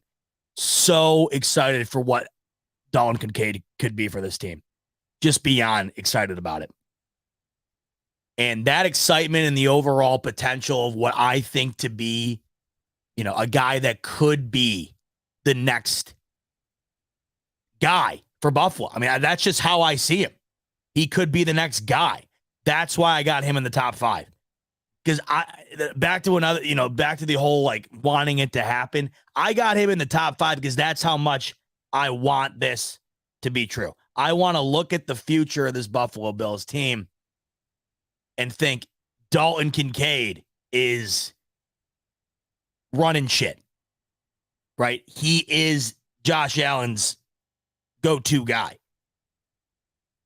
And if that ends up being the case, you feel a lot better about the future going forward when you already have a guy like that you were able to build into it during the current process that they're in right now. Because it's not just going to fall out of the sky. I mean, maybe it will. I don't know. We'll see how extraordinary this 12-man personnel winds up being. We'll see. If it just comes out of the gates and it's unbelievable, that would be freaking great. But I'm just thinking over time with the potential that this kid has, man, it's top 5 worthy to me. As far as importance to the Buffalo Bills, if Dalton Kincaid hits his ceiling, I mean, you got to find me 5 other players that would be more important. If he hits his ceiling, that's going to be as important as it gets, because there's going to be some point in that future where either Stephon Diggs is not a Buffalo Bill or he's just not an elite. I mean, you see it at the wide receiver position all the time. It is so hard to maintain that top 5-ish type level of play at that position over an elongated amount of time. It's a tough, it's like the position in itself is not meant to be able to do that forever.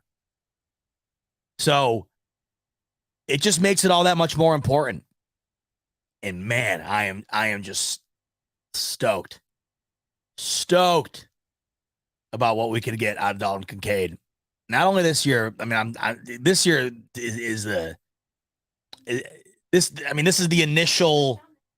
Oh, Siri, what is this? What is Siri? What is she doing? Shut up. Siri on my computer will just pop up for no reason. I don't get it.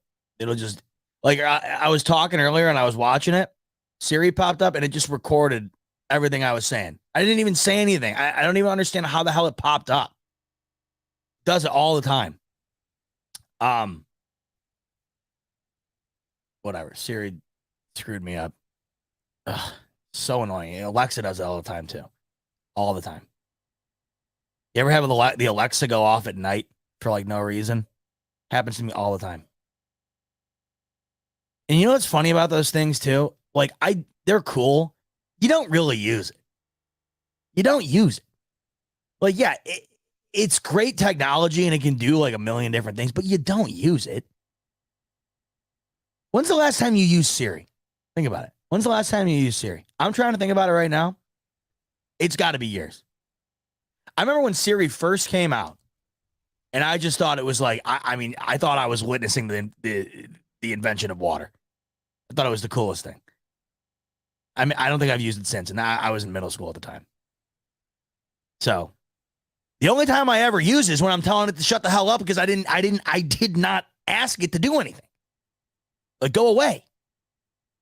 The Alexa especially, because that thing's the most sensitive thing of all time. It'll hear anything.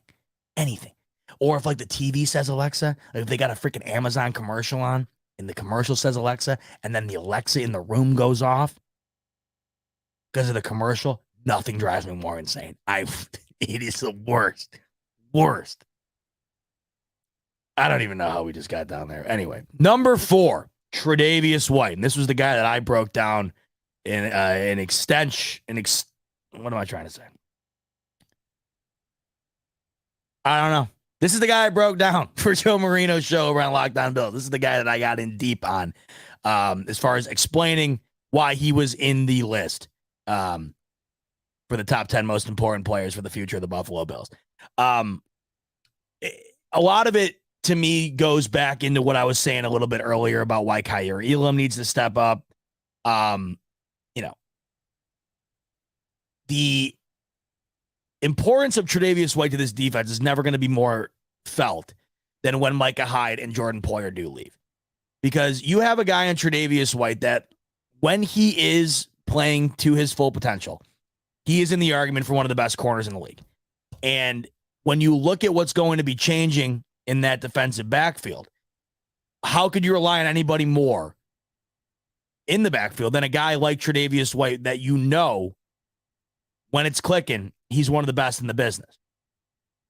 The thing I worry about, of course, is coming off of that injury, and I hope that we just get a fresh blank slate coming into this season because he's now had an entire other year off, and I think that's going to help. I really think that's going to help. I think he was just kind of thrown into it last year.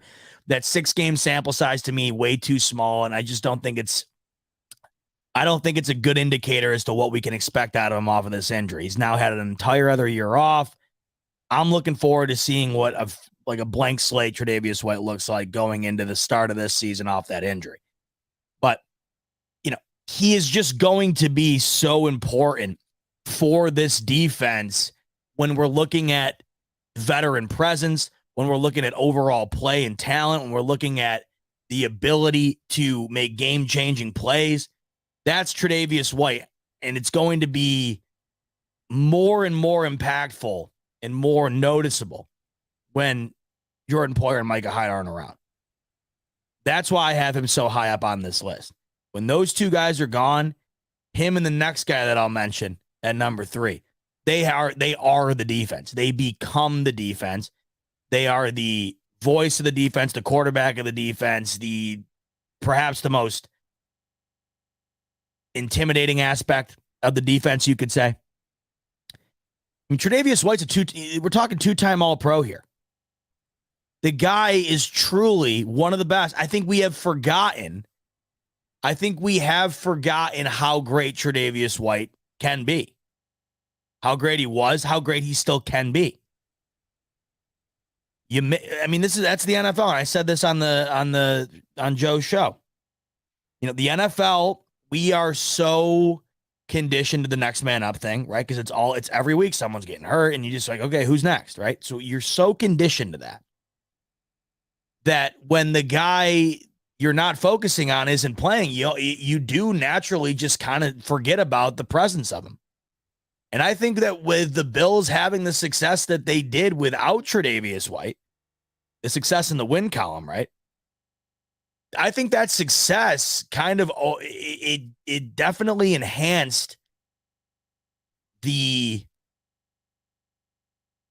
fan base kind of forgetting how impactful he really can be on this defense and how impactful he, as far as overall conversation about corner is concerned, how impactful he can be as far as making a mark at that position overall as being one of the better corners in the league. That's what he was prior to the injury. And with a new slate, a fresh, full other year off that injury to come back out and kick it off game 1. If Tre'Davious White can get back closer to that pre-injury ceiling, undisputed one of the most important players for this offense or for this defense and these Buffalo Bills. Not even close. Because not only is he going to be one of the best players, but he's also going to be one of the more relied upon guys on this entire team when the changes on the defense that are coming down the pipeline come to be reality. Yeah, I mean, like you said here, Rich. Time, it's true. I think that's what it was. Time was flying by when and we were all excited, right? Bills were winning like crazy, Super Bowl favorites, right? Deep playoff run. When Tre'Davious White's not there, and I remember even feeling at times, and I've said it on the show before too. The absence of him never really it never seemed like it impacted the team because they were just flying high on offense. And at that time, they also had Jordan Poyer and Micah Hyde healthy.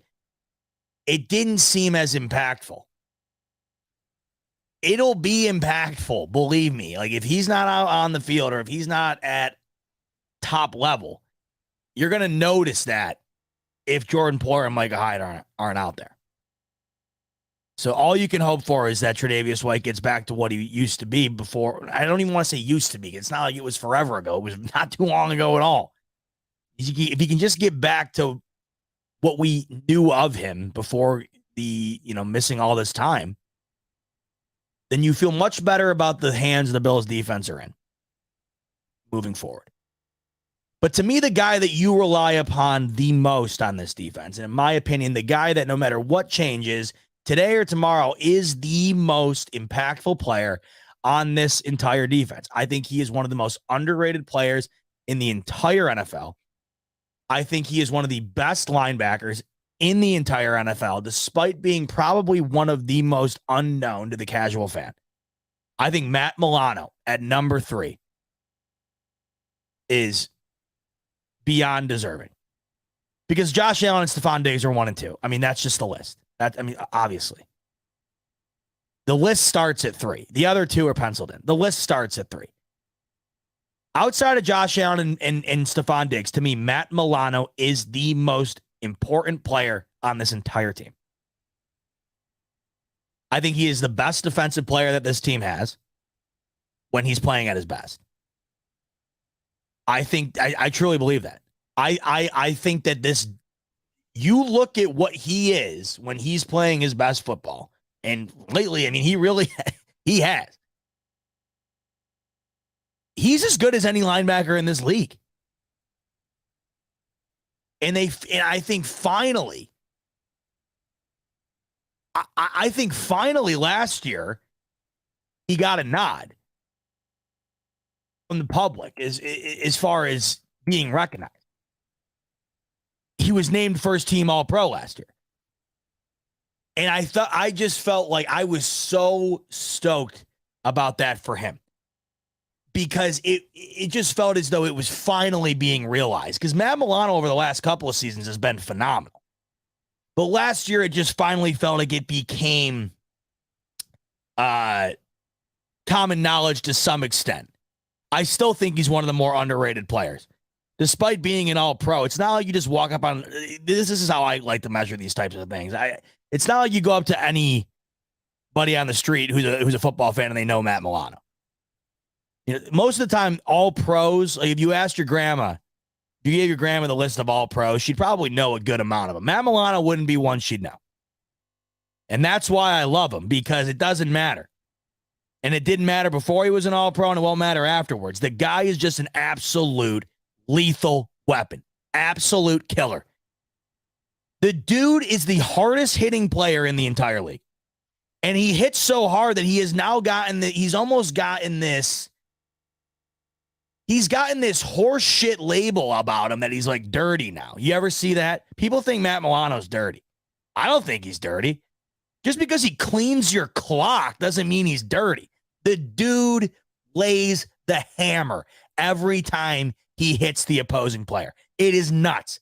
I think there were like 4 or 5 hits last year from Matt Milano. And I'm talking, I watch every single NFL game. Every year, every weekend. There's not a single game I miss. Not a single one. Not just Bills. Every game. Out of all of them, I think Matt Milano, bar none, compared to every other player on every other team, he had the hardest hits I saw all year. It wasn't just because it was the Bills. The dude is, I would rather get hit by a bus than get tackled by him at full go. I think he is a scary mother effer, man. I really do. And with Tremaine Edmonds gone, not that it wasn't last year. He was still the quarterback. He was still the better linebacker, of course. But it's even more important now to be at your best. You don't have Tremaine Edmonds now. That's a big loss in that part of the field. And it's more vital than ever now for Matt Milano to play yet again at an all-pro level. And then when you talk about what we've been talking about all night, the differences that are going, I mean, and I haven't even referenced the fact the differences we're already facing. I just referenced the Tremaine Edmonds, and that's vital towards Matt Milano because it's his area of play. It's going to be most impactful potentially on, his role because he's now going to be expected to fill some of that gap that's gone, even though he was already an all-pro when he was here. That's going to be an expectation. But I haven't even referenced the fact that Sean McDermott, I mean, this is already extremely different. Sean McDermott is the defensive coordinator now. This defense is already crazy different. Right? And it's only going to be more different. But Matt Milano, he's the guy. When you think about the departures that could happen from this defense, he's the guy you look at and say, yeah, I mean, I just feel so much better about this defense because he's here. Right? To me, he is just, I love everything about Matt Milano, man. He's one of those guys where you just say, I'm glad he's on my team. Because I could see him being a pain in the ass to any other fan base. Because I could see why you think he's dirty and stuff. I could see it. Because you don't like him because he's not on your team. And he's just putting your the team you're rooting for as players beneath the earth's crust. So, I mean, yeah, this is like what Bada Bing's saying here. I agree. Like, half the time I see people bitching about Milano and they'll post a video and I'm like, dude, I mean, that's like as clean of a hit as you'll see. I can't even blame people half the time anymore about this, though, is because it's once again, it's another victim of the conditioning the NFL has put us through, where you're now expected to see, like, you could see the greatest form tackle of your life. But if it is like full on, full speed, off the edge, and you're hitting like Tua, for instance, a smaller guy or whatever, it doesn't matter how textbook it is, how clean it is, right? If you nail a guy as hard as you possibly can, you just immediately assume it's dirty and you are immediately looking for the flag. Immediately. Even though every aspect about it was within the books legal, and it's just a gorgeous hit, you don't even think, oh, like, that's the thing that sucks now, too. I'm not talking about dirty hits and stuff because, I mean, obviously there had to be a dramatic change for the sport to be alive and for it to grow the way it has. And it had to happen. I couldn't be more supportive of the changes in that department. It had to happen because of the concussions and the injury rate. But what pisses me off is when you do get one of those phenomenal clean tackles and those get dragged through the mud like the dirty tackles just because of what he looked like and what the impact of that hit was on the player. I'm almost positive. Did this not happen? I know I said Tua as an example. I know I said Tua as an example. Didn't that happen? Isn't Tua the guy? Didn't Matt Milano give Tua his first concussion? I think that the week before Tua got the concussion,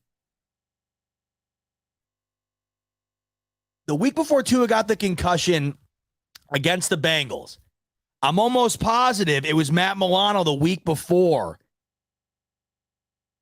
that gave him that one hit that everybody thought was the initial concussion. Because the reason I'm remembering this is if my mind serves me right. That was one example where I was like, man, I don't see the dirtiness here. It's unfortunate it results in injury, but just because a play results in injury doesn't necessarily mean it's a dirty play. You know what? You're right, though. Bills Mafia, FUQS, he's coming in here saying it was a push. Yeah, I'm thinking of a different play. Yeah, you're right. Now I can distinctly remember it. It was like he's like falling backward. Milano pushes him. There was a play, though. Milano definitely hit somebody and they got hurt, and everybody thought it was dirty, but it wasn't.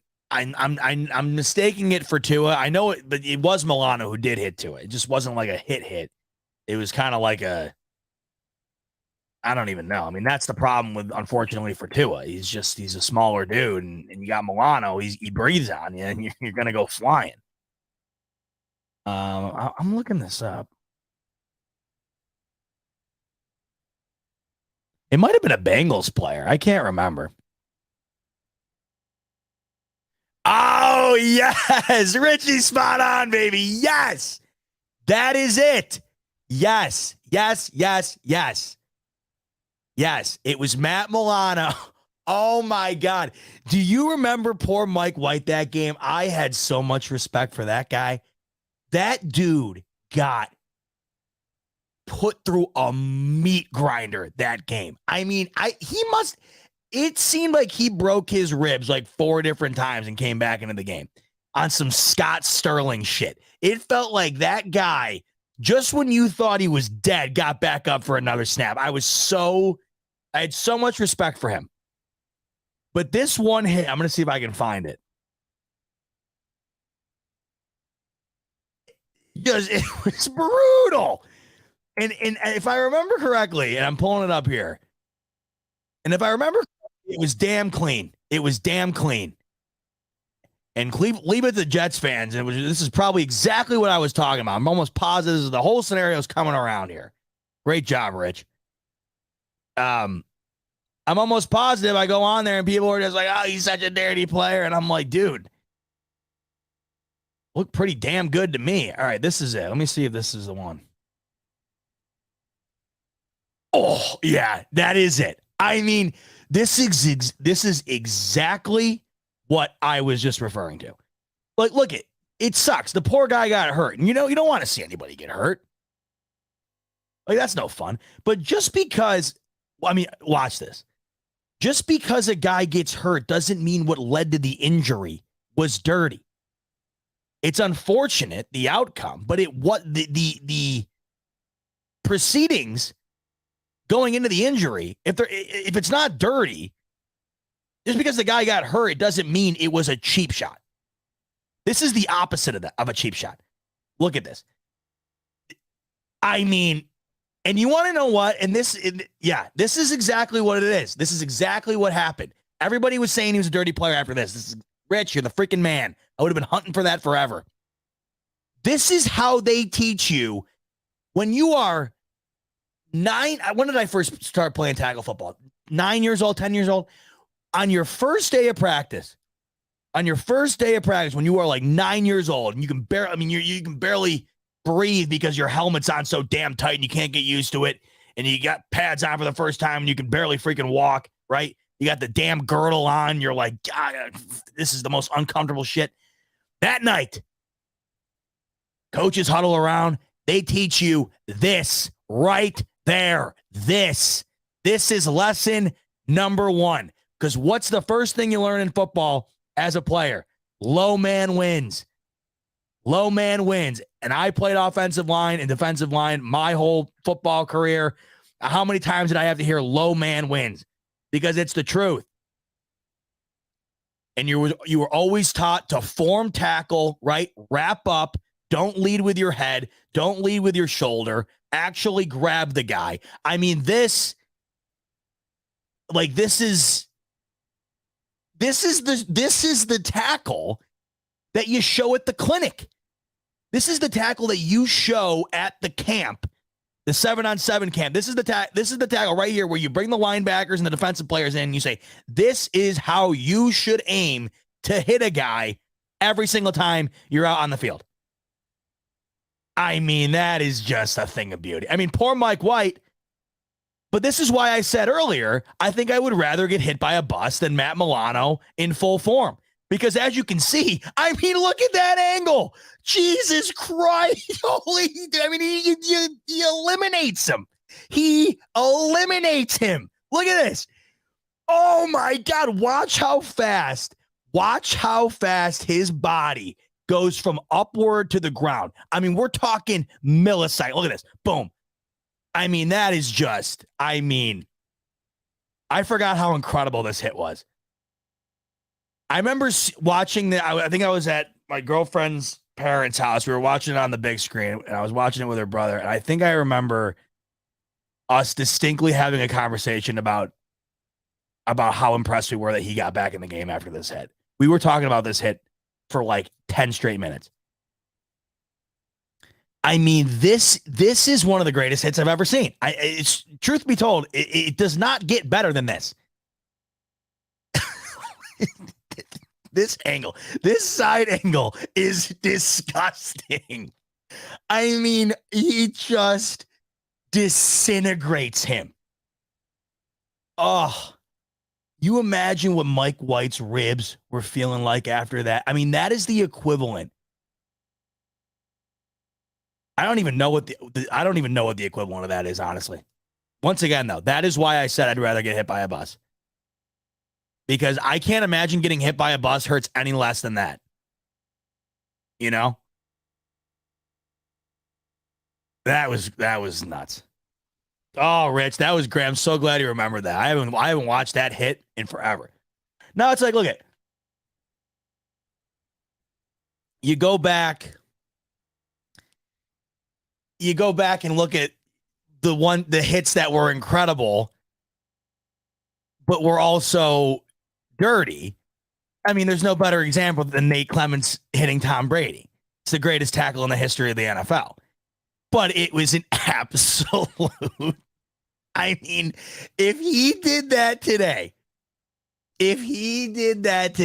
especially against Tom Brady, like say this was whatever last year, if Nate Clements hit Tom Brady the way he hit him in this video, he might have gotten kicked out of the league. I mean, that's what I'm not even exaggerating.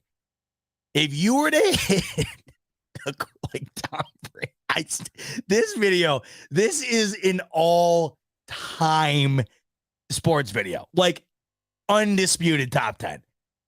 And in my opinion, and yes, it is 100% like should be banned from the game because you could die getting hit like this.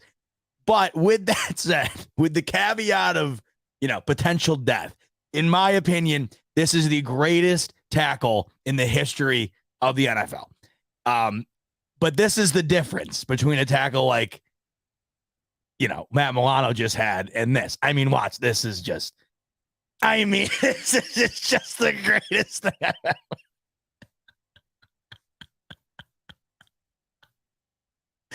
I mean, the fact that it's freaking Brady too is priceless. And also, not for nothing, but that was during the AstroTurf days. I mean, that was like getting hit by a train and then landing on pavement.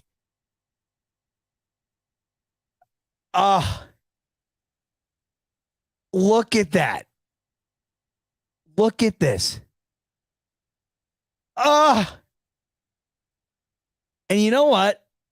It is illegal, but he doesn't hit him in the helmet. And that's why there was no flag. Back then, 20 years ago, you could do that. And the crowd, the only thing you'd have to worry about was the guy getting up afterwards. You never had to worry about a flag or getting kicked out or a fine or a suspension. Yeah, no, bada bing, no question. You got to give Brady all the credit in the world for getting up after that, dude. I'd still be laying there if I took that hit.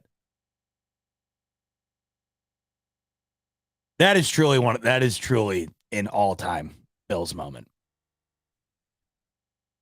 I mean, imagine what's going through Nate Clements' mind. You get Tom Brady in the open field. I mean, this has to be one of the few times in his entire career that he was just a sitting duck in the middle of the field. I mean, that's just not Brady's game. You would never see him in the open field with a full head of steam and be able to take him out like that. And damn, Nate Clements, he took advantage of it. There's one other one, but it's a Bills player on the other end. It's Ryan. I think it's Ryan Lindell. No, you know, it's Mormon. It's Brian Mormon. Brian Mormon. I think who it's yeah, Sean Taylor. It is Sean Taylor. Yeah. This and just knowing that poor Brian Mormon is just, you know, he's a scrawny punter, man. And you got Sean Taylor. I mean, who hits harder than Sean Taylor? Look at this. I mean, dude. Oh my dude. He got up. Look how quick Brian Mormon gets up after this. So on the initial hit, look at, I mean, look at the way he's laying, you got to think death. You got to think Brian Mormon, like, start making arrangements. Brian Mormon's not going to make it. And then he like MJ moonwalks up. You want to talk about credit. Screw Brady. Brian Mormon, all the credit in the world. Brian Mormon probably weighs $150 soaking wet. Sean Taylor, look at he goes up and gives him a high five after it. Okay. Look at he hunts him down. Look at that. I've never seen that part. Brian Mormon hunts him down. to basically say, dude, congrats on just landing one of the most vicious hits of all time. Although, once again, this is the other thing, though. This is almost more similar to the Matt Milano one. Like, let me take a closer look here. This looks legal to me. I don't know. He might be leading with the head. I don't know. Either way, though, say he doesn't make any contact. Oh, this is a better angle. Yeah, you know what? This is what happened. That might be illegal. I don't know.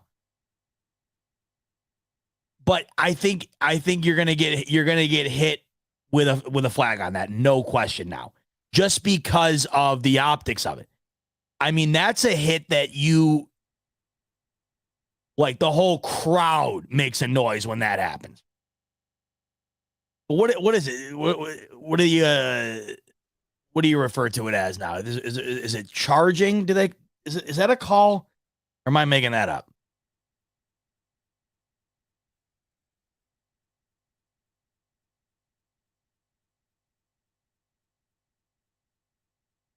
I'm making that up. Wait. What?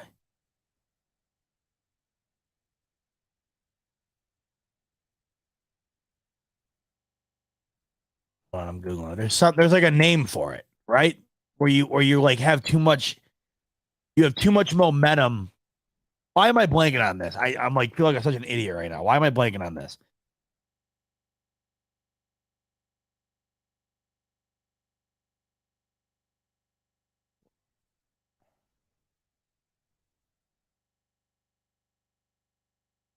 Somebody help me out here.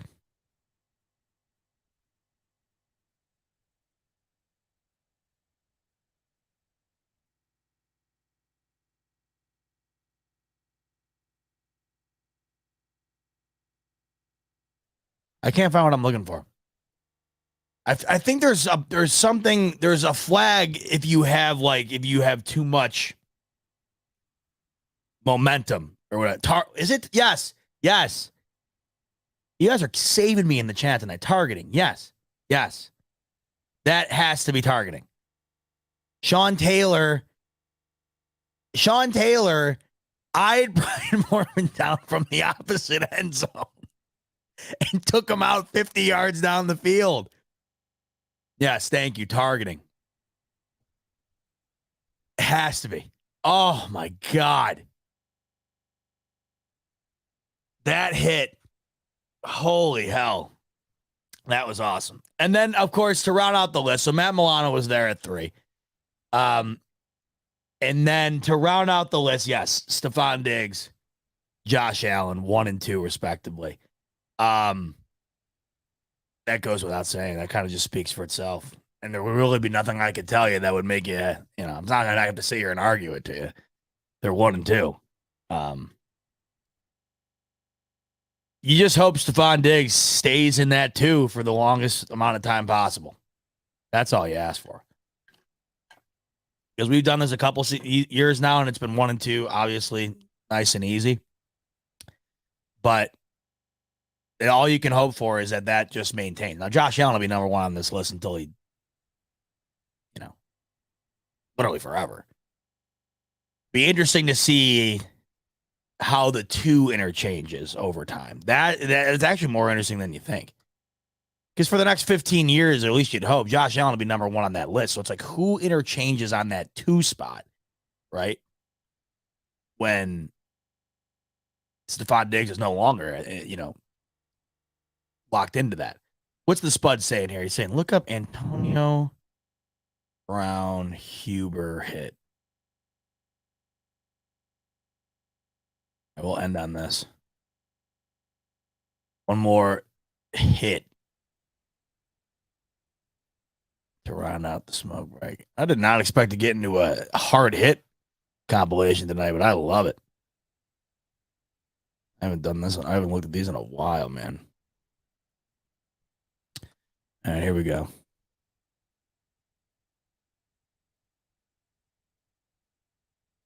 This is the worst on YouTube when they don't give you the skip ad option after 5 seconds.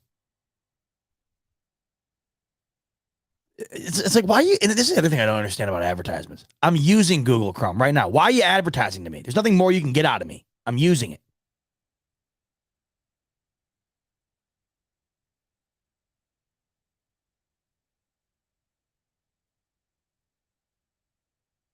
This isn't it, is it?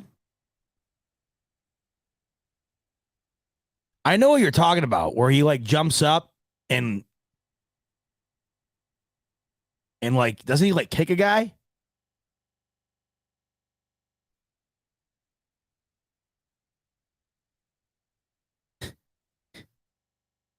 Kicks, man. Okay, maybe this is it.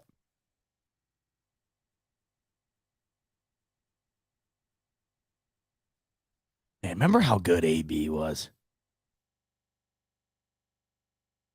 Yeah, this is it. This is it. Here it comes. That's so legendary. Flag immediately. Couldn't you see Josh Allen doing this? Oh my God, dude! It's like a 5-yard leap too, with the leg already out. Oh, that had to kill. Oh, what a way to end it. AB putting his foot through the chest of the Cleveland Browns kicker. Oh, that's hilarious. Oh, all right. 2 hours in the books. Fun one. Nice chat tonight. Doing a little roundup on that list and a little deeper dive on it. Do yourself a favor, though. That list, the consensus list with all the guys that did it alongside myself with Joe Marino. Awesome watch. Some of the smartest guys out there. Some of the nicest and funnest guys as well in the Bills community. So a great watch if you haven't over on Locked On Bills, Joe Marino's page. Definitely check it out if you haven't. Next week, we're back at it Monday night right here on the Smoke Break. And I'm thinking next week, I've had an idea to do this for a bit now, so I think we might do it next week. I'm thinking next week we go through and we predict every single game for the entire NFL season. So I'm thinking we go through week 1 through week 18, predict every single game, not just the Bills, but all of them, and do a way too early breakdown of what we see the records being like for all 32 teams. So strap in for that. That might be a long one. But until then, enjoy the rest of your week, folks. So much. I appreciate it, actually. Not so much. I appreciate it so much. You joining me tonight, and hopefully I see you again next week. But until then, enjoy the rest of your week, everybody. And as always, go Bills.